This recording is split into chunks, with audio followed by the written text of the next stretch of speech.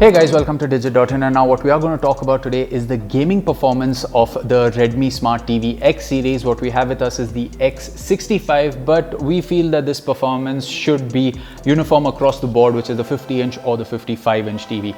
Now the Redmi Smart TV has a 4K panel, it has direct LED backlighting, no dimming zones, and Xiaomi has not revealed the peak brightness or the contrast ratio of this TV, so sadly that's that information we do not have. However, the TV does support HDMI 2.1. So what we've done is we've played 5 games on a PS5 on this TV. Those 5 games have 3 games which are next gen games and 2 games which are backwards compatible from the PS4 era. The 3 games from the current gen that we played were Spiderman Miles Morales, we played some Dirt 5 and also some Returnal. The 2 games from the previous gen which we played via backwards compatibility is some God of War and Ghost of Tsushima. So we're quickly going to run you through the performance of these games on this TV and tell you that if you're someone on a tight budget, should you get the Redmi Smart TV X65 as your next gaming TV? Well, the short answer is if you're on a really tight budget, then yes, because the 2 smaller screen sizes are quite competitively priced and at about 58,000 rupees, while there are other options for you to consider, like let's say the TCL C715, which is 2020's QLED TV. You do get those TVs only in the 55-inch form factor at about 60,000 rupees or below that, but for this price of 58,000 rupees, getting a 65-inch TV with HDMI 2.1 and some of these features is, as of recording this, we really haven't seen one. So coming to the performance now, let's start with a game like Returnal, which has these really nice dark environments in the opening biome of the game, and of course this lush red desert in the second biome of the game. Now the first biome of the game, you have these dark forests, and when the enemies shoot their projectiles at you, the projectiles actually glow, and on a high-end OLED TV the contrast ratio is actually incredible to experience on those TVs. But on the Redmi TV, what you have is that the blacks, the dark corners of this first biome that you're in Returnal actually has a hint of grey in it. Now this is of course a compromise made because of the price and the performance of this TV, but a good thing is that you can at least make out the details of these various areas and it's not going to affect the overall performance of your gaming experience, and you can of course still make out what the enemies are. In the second biome, yes, the red kind of looks a little too slightly more orangish than it should. This is something that we've seen on, let's say, Mars on Doom as well, but then again you can actually make out all the details. The color accuracy is a little bit off in Returnal, but the experience is actually pretty good, and if you don't know what you're looking for, you might actually end up enjoying the game on this TV simply because some of the darker sequences don't look absolutely dark. You can at least make out the details. You can always control the HDR output of the TV by going into the settings of the PS5 and changing those settings, or you could simply go into the settings of the Redmi TV and go back to HDMI 1.4, switching off HDR and having an SDR gaming experience, which does change things up a bit. Moving over to the next game, which is Dirt 5. Now Dirt 5 as a game itself has HDR controls to increase the brightness. Now if you, let's say, are using a white car in the game and the white isn't as punchy or it looks slightly yellow, actually changing this HDR slider in the game might improve your experience. We put it 2 points above the base, which is what it is at default, and the game was actually really enjoyable.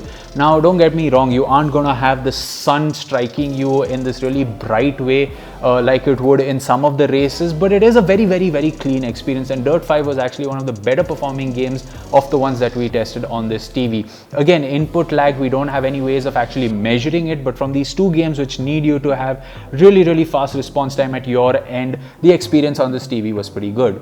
Moving over to Spiderman Miles Morales, which has the city which has this really soft winter sun which makes it look really good in HDR. It does look good on this TV with a few caveats. Now Spider-Man's default suit is this black suit, and it does have hints of grey all over the place, especially when you are in some of the darker environments in the game.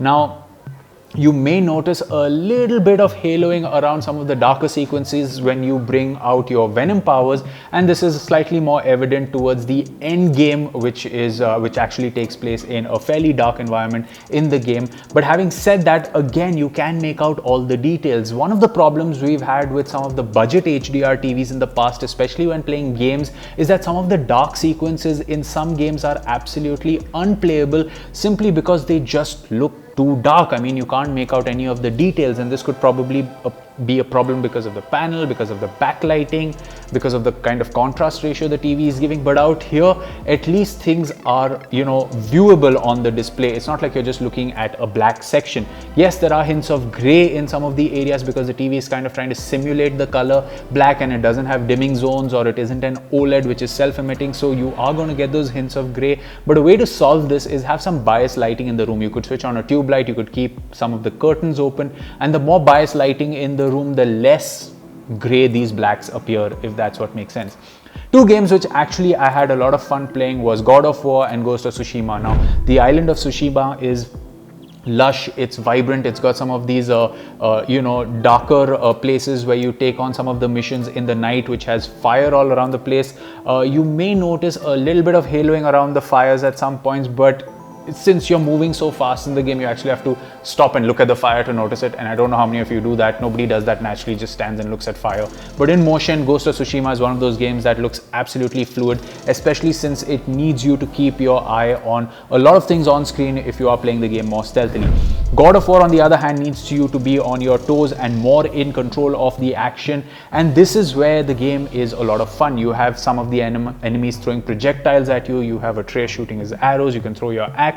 There's a lot of visually rich information happening on screen, and playing it with the new update in 4K at 60 frames per second on the PS5 made this game absolutely enjoyable, especially in HDR. Sometimes we noticed colors like pinks and reds and maybe some hints of blue looked a little off, but then again, like I said, you will only notice this if you've actually stopped and looked at the grass on the side. But in motion, the game was actually fun. Now, once again, I'd like to reiterate that a lot of problems with budget HDR TVs when it comes to gaming is the fact that sequences in the dark can look too black or too dim for you to enjoy, and that's simply because you can't see the details in those sequences. On this TV, while you can see the details in the sequences, the trade-off is that the color black has a hint of gray in it, which means though you can see the details, you aren't seeing it as it should be seen. So in a game like Thief, now we haven't played it, but this is just to give you an example, or even Splinter Cell, where you know it's supposed to be pitch dark in this corner and I'm not going to be able to see anything unless I put on my night vision goggles,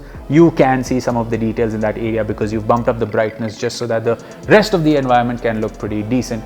And that's not necessarily a very bad trade-off, like I said, for the price. Now, if you are someone that really wants to tweak the settings, like I said, you can always go back into the settings and switch the HDMI input from 2.1 to 1.4 and go and play the game in SDR, which in some cases could have better results. We've seen this in the past on some TVs, that switching the HDMI input from 2.1 to 1.4 does enhance the experience, and all this darkness that people face in, let's say, a game like Call of Duty Cold War, for example, kind of all of a sudden starts looking good. So if you're facing a problem with the brightness in the game, try switching from HDMI 2.1 to 1.4 and, you know, playing in SDR. That should help. So that was a quick look at the performance of the Xiaomi Redmi Smart TV X65 when it comes to gaming. Like I said, these settings and you know, this performance should apply across the board, because the only difference between all the three screen sizes is just the screen size. The rest of the performance is at par between all three of them.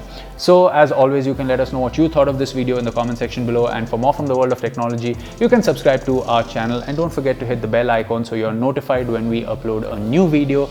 We will catch you in another video. It's goodbye for now.